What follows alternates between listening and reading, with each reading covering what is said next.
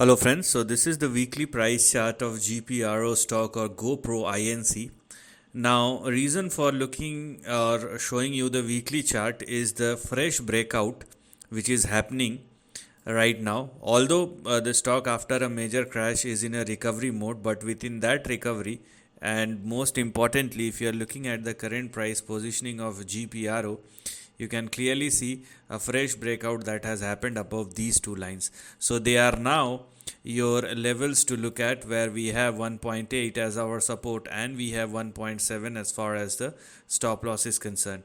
So make sure that first thing first, the stock must not fall below the support and the stop loss, otherwise downside may resume once again.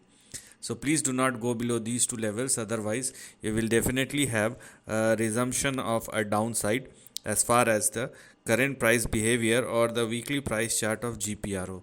Now with this fresh breakout, if it holds, that's the primary condition, then the minimum or the very minimum which you can expect in the near term is 2.37. After 2.37 we will have further expansion or extension, because after 2.37 we will have our next big target at 3.84.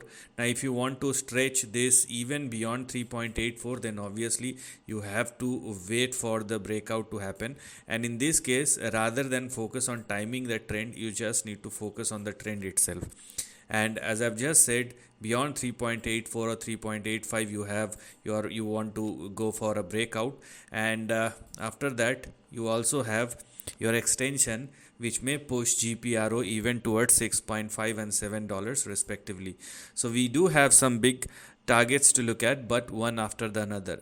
But the basic condition is the stock must hold at or above the minimum breakout level, and they are 1.8 and 1.7 respectively. So this is the end of the video. Thanks for watching.